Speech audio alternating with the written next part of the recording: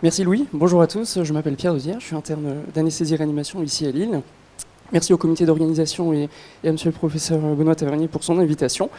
Le travail que je vais vous présenter, je vais essayer d'être très concis, 5 minutes ça va très vite. C'est la version, on va dire, un petit peu pimpée de la thèse que nous avions rédigée avec le docteur Damien Rousselot. Dans les grandes lignes, choc anaphylactique léocurare, qu'est-ce que les patients sont devenus? On a travaillé en monocentrique à Lille avec une méthode un petit peu originale que je vais vous présenter. Petit rappel pour fixer planter un peu le décor. Vous le savez, les curares, selon la plus grande partie de la littérature, ce sont les premiers pourvoyeurs de réactions d'hypersensibilité périopératoire. Petit rappel de sémantique, hypersensibilité périopératoire regroupe aussi bien les chocs anaphylactiques, il va s'agir des réactions de grade 3 et 4 de Ring et Mesmer, mais aussi les réactions de grade 2, mais comme elles sont un petit peu moins graves, on ne les qualifie pas de choc anaphylactique. Et toutes les réactions d'hypersensibilité périopératoire ne sont pas forcément allergiques. C'est pas parce que lorsque vous serez au bloc opératoire, vous avez une clinique d'hypersensibilité périopératoire, aussi grave soit-elle, qu'il s'agit nécessairement d'un mécanisme allergique. Ça se trouve, vous n'aurez pas d'anticorps, pas de tryptase, mais ça n'exclut pas le fait qu'il faut investiguer ces patients, j'y reviendrai juste après. Donc voilà, deux principales études qui apparaissent sur le diaporama, le GERAP et le NAPSIS. La première est française, des études, des cohortes quand même bien menées, assez importantes, qui retrouvent donc les curares en première cause d'hypersensibilité périopératoire, donc devant les anti-infectieux, notamment les antibiotiques, les colorants, les antiseptiques. Et puis nos collègues d'outre-Manche, en Grande-Bretagne, avec le NAPSIS, pareil, avaient fait une grosse étude en 2018. Cette fois-ci, ils le retrouvent juste derrière les antibiotiques. Le problème de ces études, même si elles sont quand même de très grande qualité, ne se base que sur des bases de données. C'est-à-dire si le patient au bloc opératoire qui a présenté une réaction d'hypersensibilité ne remonte pas dans leur base de données, il ne sera jamais comptabilisé. C'est à mon sens l'un des principaux problèmes de ces études.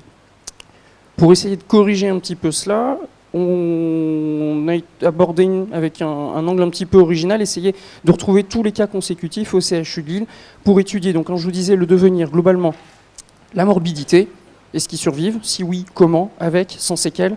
Et quel est l'impact sur la prise en charge anesthésique et chirurgicale ultérieure? Je ne vais pas pouvoir tout vous présenter, mais les take-home messages, on va dire. Au niveau de la méthode originale, pour faire très simple, je ne vais pas lire tout ce qui est écrit sur le diapo. On est parti du principe que les chocs anaphylactiques en 2025 ils sont correctement pris en charge et notamment l'adrénaline est correctement injectée. C'est un peu moins vrai pour les grades 2.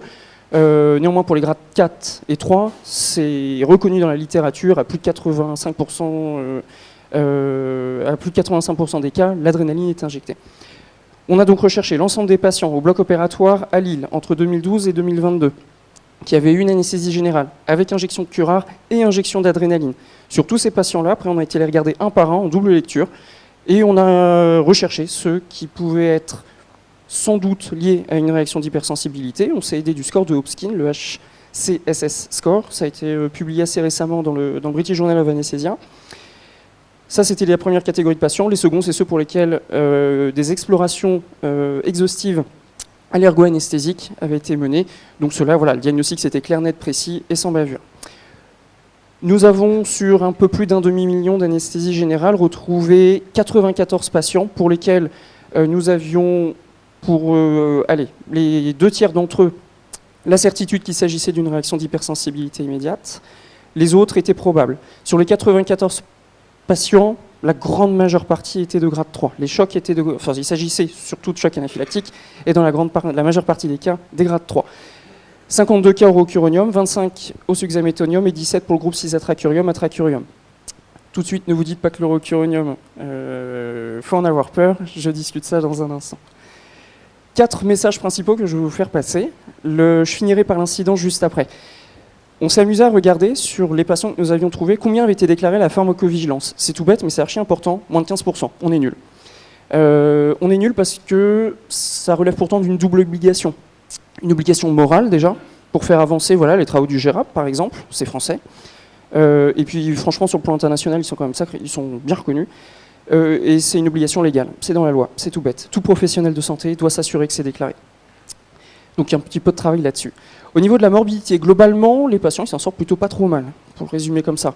Un patient sur 5 Chez un patient sur 5, on a retrouvé au 30e jour une séquelle, qu'elle soit permanente ou temporaire. C'était dans la grande majeure partie des cas une séquelle d'ordre néphrologique. Voilà, je ne l'ai pas écrit ici, c'est l'insuffisance rénale aiguë, très rapidement résolutive, pas besoin d'épuration extra-rénale. Autre fait important, cette morbidité, globalement, elle est temporaire. On ne la retrouvait pas à J90. Concernant les actes anesthésiques ultérieurs, eh bien, globalement, le protocole à Lille, c'était pas de curare. En consultation d'allergoanesthésie, la majeure partie des patients se faisaient contre-indiquer l'ensemble des curares, à rediscuter. Il s'agissait donc soit, dans la mineure partie des cas, une anesthésie loco-régionale ou une anesthésie neuraxiale, et dans la grande partie des cas, une anesthésie générale, avec souvent un concours d'une neuraxiale, lorsqu'il s'agissait d'une chirurgie uroviscérale. Dernier point, concernant l'incidence. Ça, c'est l'un des principaux graphiques de notre travail. Vous avez 5 diagrammes en barre. L'ensemble des curares, c'est encadré en rouge et c'est zoomé sur la droite. Les autres, c'est chacun des curares. Suxamétonium, rocuronium, atracurium et cisatracurium. Regardez d'abord les barres qui apparaissent en jaune et en rouge. Ça, c'est les données de la littérature internationale. Le NAPSIS en jaune, le GERAP en 6. Ça, c'est l'incidence rapportée pour 100 000 administrations de curares ou ampoules vendues. Ça dépend de l'étude. Les 2 barres bleues, c'est nous. C'est ce qu'on a trouvé en essayant d'être le plus exhaustif possible et en prenant seulement les patients pour lesquels les tests cutanés étaient positifs. On est 24 fois supérieur aux données du GERAP, à méditer. Ces chiffres-là, par rapport en fait à la littérature, c'est qu'on a pu les indexer, les rapporter au nombre très précis d'injections qui avaient effectivement eu lieu pour chaque curin, c'est-à-dire pour le rocuronium. Certes, on en a, je ne sais plus, 52. On a pu savoir très précisément que c'était sur 35 000 injections de rocuronium au bloc opératoire. Globalement, pour le rocuronium et le suxamétonium, on est pour une réaction pour 900 injections, à peu près 900-950. Dernier petit point intéressant, ça reste cohérent avec la littérature dans l'ordre. Le suxamétonium, on sait que c'est le premier, c'est ce qu'on retrouve aussi, et le Nimbex, on n'est quasiment jamais embêté, ça on sait aussi. Voilà, pour résumer, cette étude, elle n'est pas parfaite du tout, parce qu'on reste en monocentrique, en rétrospectif, on s'expose invariablement à des données manquantes, les inclusions sont forcément limitées. Néanmoins, ce travail a permis de mettre un petit peu en lumière le fait qu'on avait un effort à faire sur les déclarations, et voilà, ça peut sans doute ouvrir la porte à d'autres études. Pourquoi pas comparer les curares entre eux? On avait essayé de le faire, mais on n'avait pas assez de patients. Ça pourrait être intéressant, par exemple, dans le cadre de la séquence rapide, là c'est l'occurine et l'esméron, par exemple. Et je pourrais répondre aux questions.